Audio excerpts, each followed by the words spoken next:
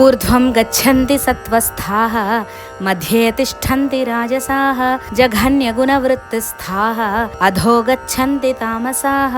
ఈ 3 గుణాలు కలవారు మరణించిన తరువాత ఏ ఏ లోకాలకు పోతారు అని వివరిస్తున్నాడు పరమాత్మ. సత్వగుణ ప్రధానమైన వారు ఊర్ధ్వలోకాలకు వెళతారు. రజోగుణం కలవారు మధ్యలోనే ఉన్న మానవలోకంలో ఉంటారు.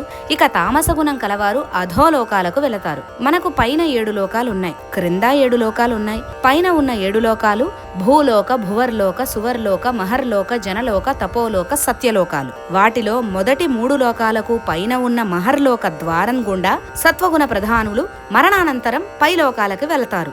రజోగుణ ప్రధానులు స్వర్గం దాకా వెళతారు. యజ్ఞయాగాలు తపస్సు చేసి స్వర్గలోక సుఖాలు పొంది మరలా మానవులుగా పుడతారు. తమోగుణ ప్రధానమైన వారు అధోలోకాలకు, అతల వితల సుతల తలాతల రసాతల మహాతల పాతాల లోకాలకి వెళతారు. అధోగతి అంటే వారి వారి ప్రవృత్తులకు తగ్గట్టు అధోగతి పాలై మరలా పశుపక్ష్యాదులుగా లేక దుఃఖభరితమైన జీవితంతో కూడిన మానవులుగా జన్మిస్తారు. చాలా మంది అంటుంటారు, దేవుడి దృష్టిలో మానవులంతా సమానమే కదా, మరి ఈ ధనిక పేద తేడాలేమిటి, కష్టసుఖాలు ఎందుకు కలుగుతాయి అని. మనిషి జీవితంలో ఇటువంటి పరిణామాలకు కారణం ఏమిటి అంటే దీనికి ఆధ్యాత్మికంగా ఒకటే సమాధానం. ఇదంతా వారు చేసుకున్న పూర్వ జన్మల పాప పుణ్యాల ఫలితమే. ఈ జన్మలో చేసిన తప్పులకు ఒక్కొక్కసారి ఈ జన్మలోనే వాటి ఫలితం అనుభవించవలసి వస్తుంది. మరికొందరికి మరో జన్మలో శిక్ష అనుభవించాల్సి వస్తుంది. దీనికి దేవుడు ఏమీ చేయలేడు. మనకు మరో జన్మ మంచిది కావాలంటే ఈ జన్మలోనే మంచి ప్రవర్తన కలిగి ఉండాలి. అక్రమాలు పాపాలు చేయకుండా ఉండాలి. ఇతరులకు మానసికంగా కాని శారీరకంగా కాని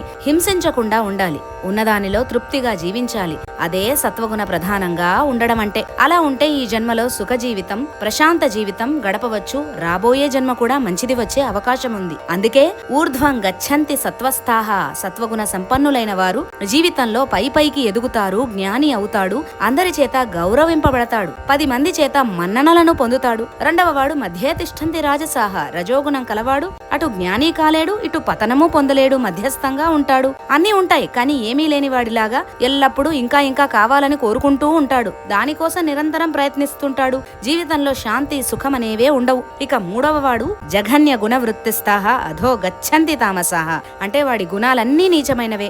ఏమీ పని చేయడు. అప్పనంగా రాత్రికి రాత్రి కోటీశ్వరుడైపోవాలనుకుంటాడు. దానికోసం చెయ్యరాని పనులు చేస్తాడు. అధో గచ్చంతి అంటే అధోగతి పాలవుతాడు.